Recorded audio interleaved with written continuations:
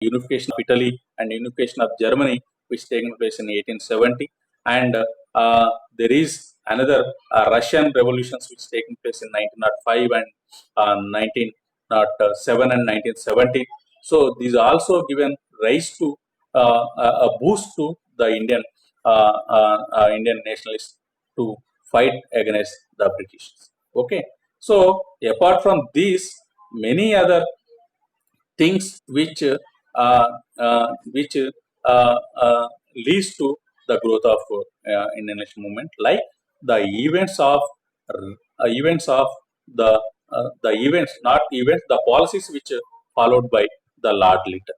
Okay, so Lord Lytton, a Governor General who who followed certain anti Indian policies at that time. Okay, so as a he worked as a Governor General between 1870 to 1884. So had he taken certain policies or decisions to against the Indians. Okay, so one among them was he conducted a darbar in 1877 when the people of South India were suffering from effects of terrible famines at that. Okay, so in 1877, he started he conducted a darbar at Delhi to welcome the Queen of Britain.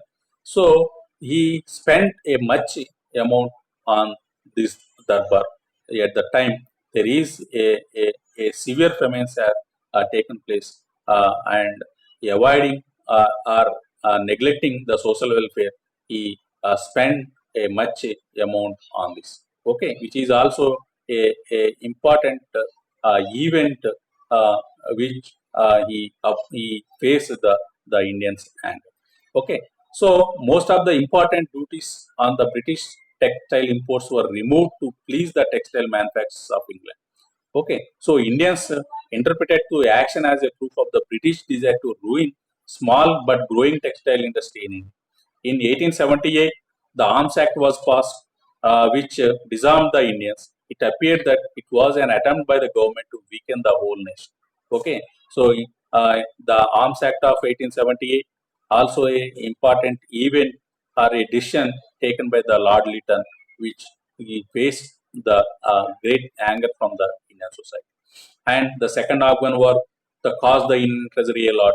Lytton passed the Vernacular Press Act in 1878. The people belong to all walks of life condemned the discrimination provisions of the Act. It has been pointed out that Act was a retrograde and ill-convinced the measure injurious to the future progress of India. Okay, so at the same time, in 1878, the government announced new regulations reducing the maximum age limit for sitting in Indian civil service examination from 21 years to the 90. Okay, so during his tenure, he also taken a decision that reducing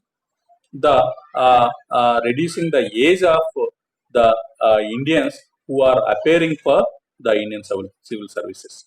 Okay, so all these measures created a widespread discontent among the Indians. Anti-Indian administration of Lord Lytton helped to intensify the discontent about the foreign rule. Okay, so apart from this, there is also a repressive policies and radical arrogance of the British also given rise to the nationalism. Okay, so the racial arrogance and the rude behavior of the British towards the Indian had played a significant role in making them conscious of their condition. Okay, the British government did not allow the educated Indians to avail any opportunity to serve the higher administrative force. Okay, the age limit for Indians already we discussed. Okay, so the enactment of number of laws further created widespread discontent among the Indians. Okay, so like Vernacular Press Act, also a important or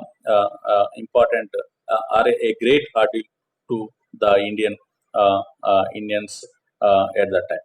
Okay, so and and one more thing is another important Governor General who who worked as a anti-Indian was the Lord Curzon. Okay, so within according the policies of Lord Curzon, the British Lord Curzon, this Bengal partition has taken place in 1905. Okay, so to against the Bengal partition, the Swadeshi movement, which is a great spark, which is from the Indian society. Okay, so it is also an important event which given rise of the Indian national movement at that time. Okay, so discrimination against the Indians in the appointment of government services also. Okay, so from the beginning there was much discrimination shown in the respect of appointment of Indians to the government service. No Indian was given high positions. The British did not trust the Indians and their sincerity. Okay, so proclamation of Queen Victoria in 1858 declared the Indians and would be appointed to high posts on the basis of their merit, irrespective of their caste, religion, race. Okay, so the Green Proclamation has taken, which announced in 1858. Okay, after immediately after revolt of 1857. Okay, so this Queen's Proclamation given many opportunities to the Indians, and which the same Queen's Proclamation, which controlled the East India Company's policies and its rights and powers also. Okay, so which put the end of the East India Company, and from 1858 onwards, there is a direct rule of British government has taken place. Okay, so which given certain provisions to the Indians. Okay, so up to 1858, there is a severe, not severe, it's one type of partiality towards the Indians in each and every aspect.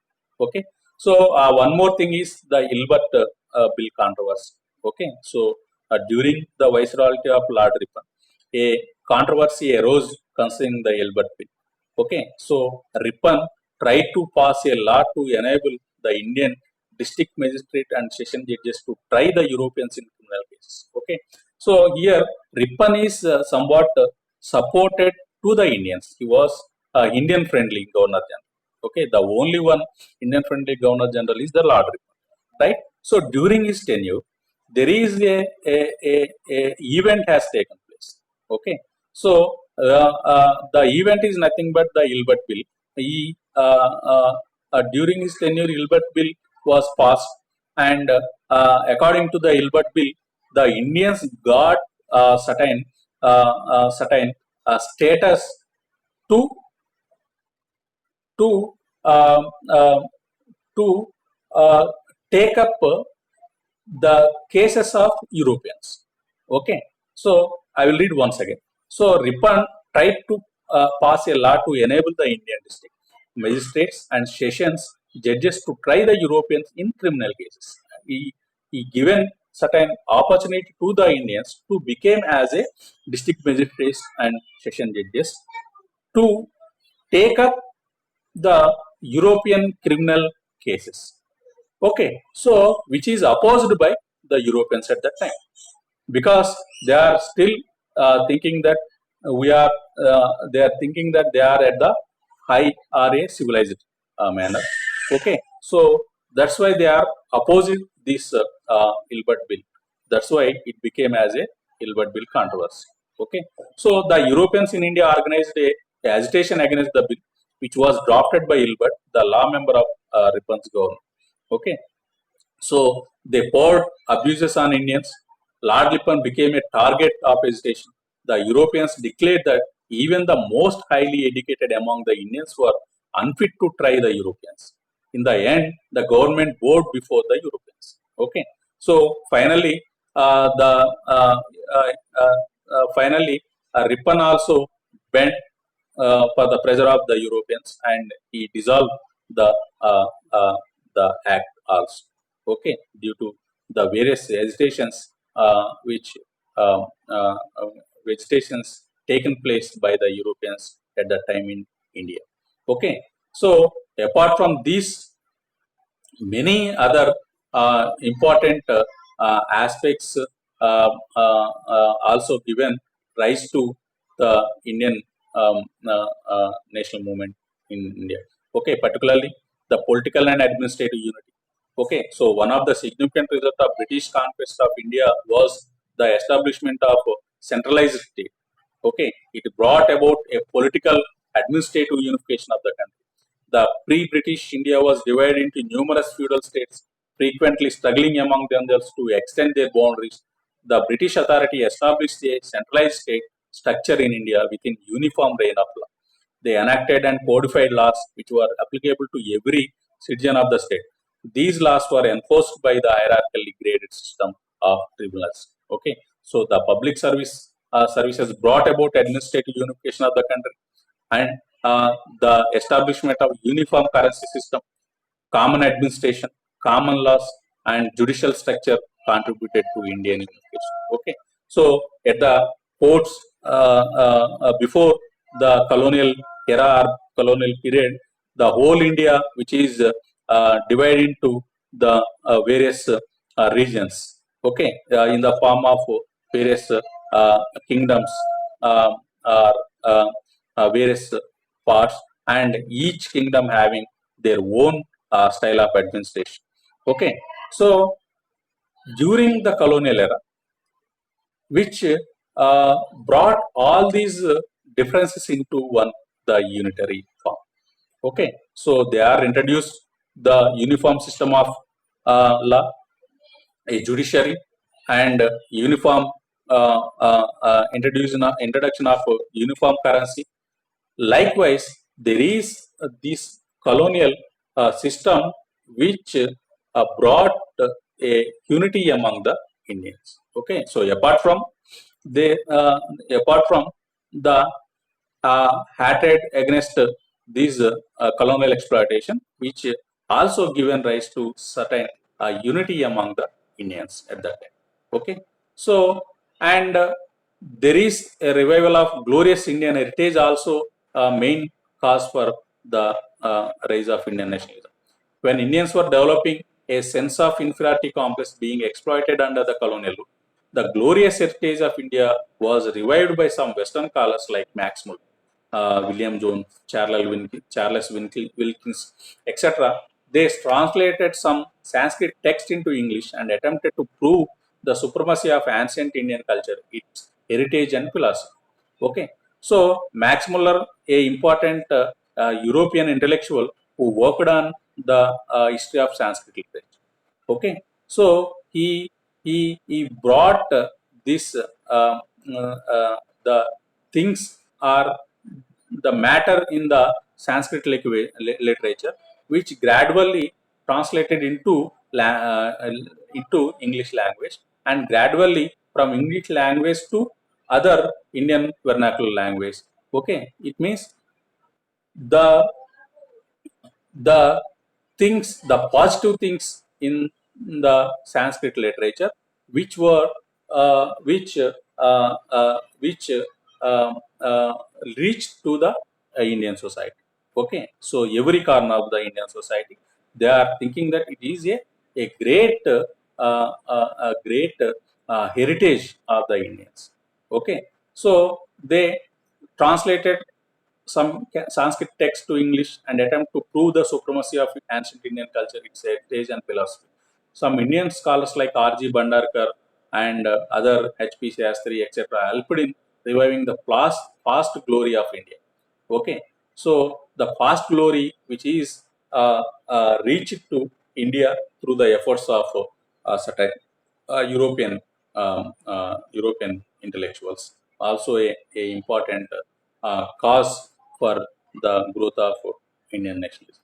Okay, so and economic exploitation, we already discussed about the economic exploitation and British supremacy, and influence of Western education and English language and Western education. Okay, so development of means of transport, emergence of modern press, and impact of international events, social and religious reform movements, the events of the policies of Lord Lytton and Albertville controversy. So the immediate cause is the establishment of Indian National Congress. Okay, so Indian National Congress, which is a great platform which combine all the Indians in a great path. Okay, so the before the Indian National Congress, you uh, uh, many organizations are there, like Landholder Society, which is started in 1837, and East India Association started in 1866. Indian Association of Calcutta, Indian 1876, which started by Surendranath Banerjee, and Pune Sarvajanik Sabha, which started by M.G. Ranade in 1867. Madras Mahajana Sabha. All these are various organizations are there, political organizations are there, but no political organization brought the whole Indian society on a great platform to lead the Indian national movement. Okay, so the Indian National Congress is a great effort of A.O. Hume, but which is carried by the Indians from 1885 to 1947. Okay, so these are the important factors which leads to the development of Indian national movement in India. Okay, so this is end of my class today. So tomorrow we'll going to see the other things like how the English education particularly mobilize the Indian society, and other things we'll see one by one. And the Indian national movement is which is in the three parts. Okay, so in 3 pages, one is the moderate era, extremist, and Gandhian era. We'll also see one by one accordingly. So the mixed class, maybe I will give you which the distance education authorities may give any